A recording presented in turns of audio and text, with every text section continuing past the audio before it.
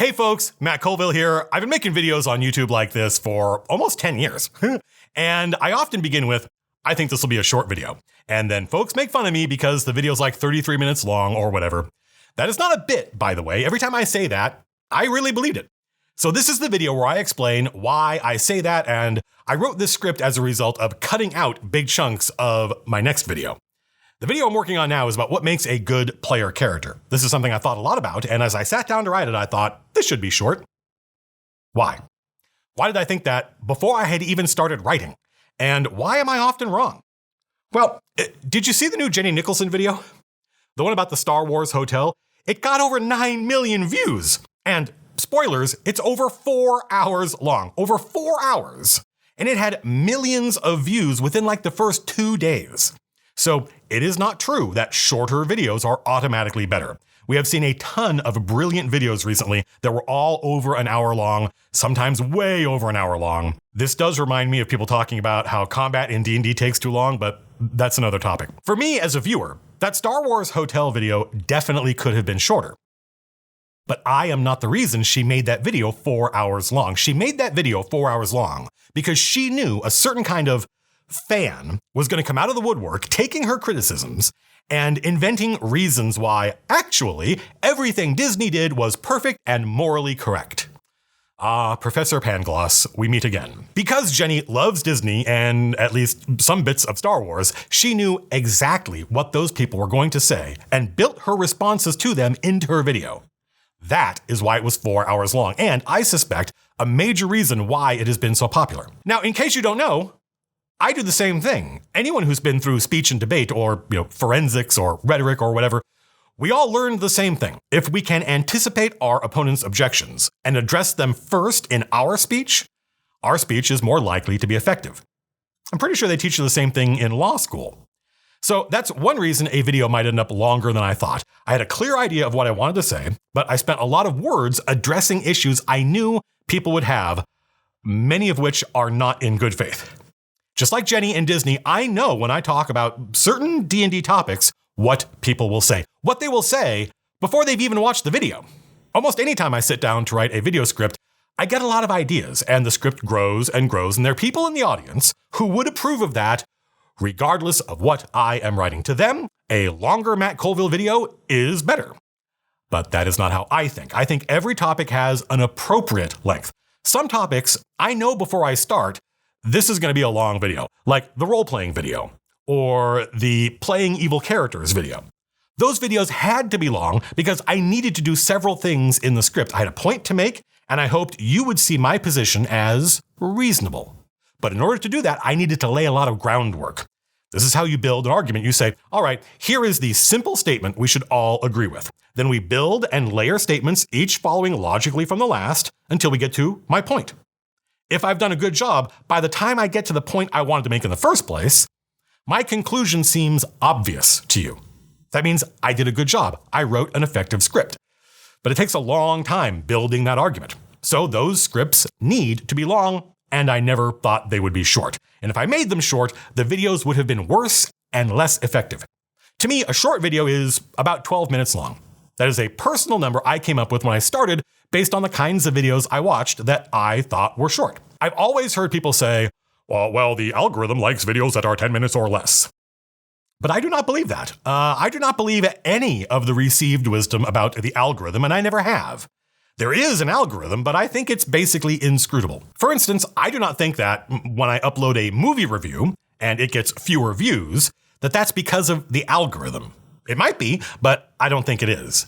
But many YouTubers think it is. I've seen tons of YouTubers frustrated by the algorithm because they think they've trained it to see them as a single topic YouTuber. So when they make a different kind of video and it does badly, they blame the algorithm. Well, they might be right. I never paid that kind of attention to the metrics. However, I know what people are like. I know what audiences are like. You don't need YouTube or even the internet to know that once the audience knows you're a famous actor, for instance, and you record a jazz album, your audience is not automatically going to follow. In fact, audiences are so fickle, if you're a Star Wars YouTuber and you make a Star Trek video, your fans are going to get mad. Even though these are two science fiction properties, both very popular, both have TV shows and movies and books and comics and games, Your audience thinks you are a Star Wars YouTuber. They want more Star Wars videos. And in fact, they are so fickle, they don't just want more Star Wars videos, they want more Star Wars videos like the ones you used to make. And the interesting thing about that is, they won't all agree on what that means. If they started watching you 5 years ago, they mean videos like those. If they started watching you 3 years ago, they mean videos like those. In other words, the point at which they fell in love was the only version of you they are interested in. So many of my favorite bands, they had phases. Each phase brought them new levels of success, new fans, and more old fans saying, stop that. Stop evolving and changing and making new things. Make more things like this old thing. You don't need an algorithm to explain that. That's just audiences. It is not new or unique to YouTube or unique to me as a YouTuber or you as a viewer. Happily, those bands all ignored those fans. David Bowie said, never play to the gallery. He meant never bother with what's safe. Always be challenging yourself. What did you think about that bit? Was it interesting? Do you have thoughts about what I just said? I bet you do. Well, all that stuff about the audience and the algorithm, that was a tangent related to the topic at hand, but not actually the topic at hand. I could absolutely have made my point without ever mentioning the algorithm, especially since I never cared about it in the first place.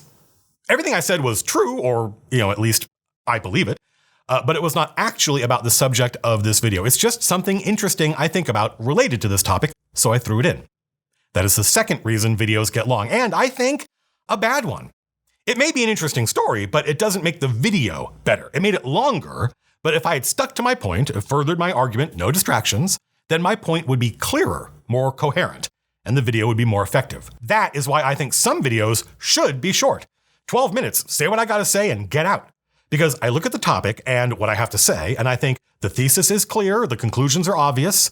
Making it longer, for no reason other than people like Storytime with Uncle Matt, would not make the video more effective. It would make it less effective. People might like the video, but they come away smiling at the stories and not really thinking about the point I was making. Now, not all stories are tangents. Some are important because they are examples. They illustrate what I am trying to say. But I can always tell after I release a video whether it worked. And you will be surprised to learn that has nothing to do with whether it was popular.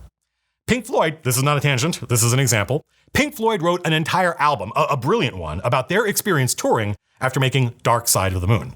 And they used that experience to talk about the concept of fame and just the alienation of life in the modern world. Dark Side catapulted them into the stratosphere, and they managed to make what many people consider an even better album after that. In the 60s, when they were the toast of the London Underground, they had a real intimate connection with their audience. Audiences were small, maybe 200 people. They were playing clubs, and the audience were the same age as the boys in the band. Not just the same age, they were the same kids. They were all reading the same things, they all went to the same schools. So the experience of playing was intense. There was this intense connection. If they had a bad night, if they never really hit flow state, the audience could tell. That was a bad gig. They never got in the zone, and they never vibed with the audience. 10 years later, and now they're selling out sports arenas, and they're having a very different experience. Now, it didn't matter how they played. They would come off stage pissed at themselves for playing badly, but everybody backstage was congratulating them. What a brilliant show. The audience was ecstatic. Because the audience didn't come to be part of or even really hear the music. They came to be at a Pink Floyd concert. They came to drink, get high, and have a good time while this band was playing music they recognized. Before, if the band had a bad night, the audience never really got into it. Now, it didn't really matter how well or how badly they played. The audience literally wasn't paying attention. They would look out into the crowd and see people screaming and yelling, and there was no way they could be paying attention to the music. Well, I don't have that problem, but I do have something sort of similar, which is that some of my videos do great numbers.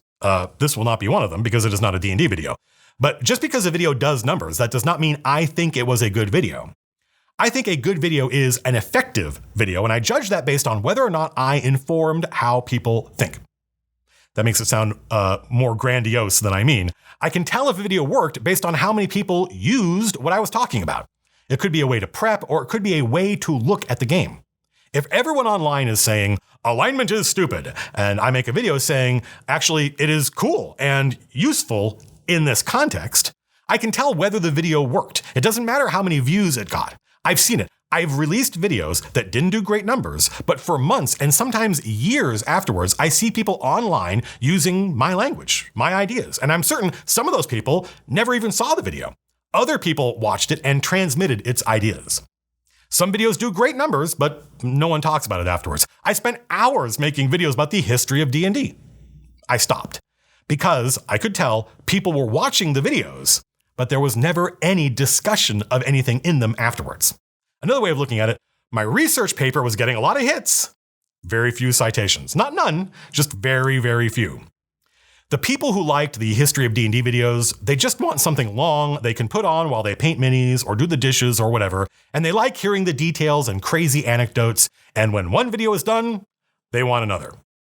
But that is not why I made those videos. I made them because I think the history of the game is fascinating, and it says a lot about how and why things work the way they do today. If those videos had worked, we'd see lots of people citing them in discussions. So some videos are long because they need to be based on the topic, but some videos are long because I lack discipline. I go in circles. I didn't review the script enough. I didn't notice how I made the same point 4 times for no reason.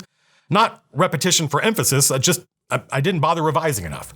But I always have an idea about how long the video should be based on the topic, and something I want to get better at is cutting out all that fat. You know, I love writing. I think like half the movie reviews I've written, I wrote them because that was the only way I could figure out what I thought about the movie. The act of organizing my thoughts and writing them down is an act of discovering what I think about something. But just because I love writing and I lack discipline does not mean that this video, for instance, needs to be 30 minutes long. So I think the next video is going to be about what makes a good player character. When you sit down to play, what choices can you make that will make it more likely you and everyone else will have fun? I think the right length for that video is about 15 minutes, but it could easily be a 30-minute video, and if it was a 30-minute video, I already know what it would say. There would be a lot of anecdotes in there. Story time with Uncle Matt. But I do not believe those anecdotes would make the video more effective. Will it change the conversation? Well, we'll see. Getting a script right, meaning the right length for the topic, the right ideas, the right argument, doesn't always mean the video works, but it does mean it will be more likely to work. This is a short video. It should be about 10 minutes long, I think, and I think that because it's usually about 2 minutes for every page of text. Am I right? We'll see. Thanks for watching, folks. Not a D&D video, so it's not going to do numbers, but that's not YouTube's fault. It's just how audiences work. Next video should be soon and short. Until next time, peace out.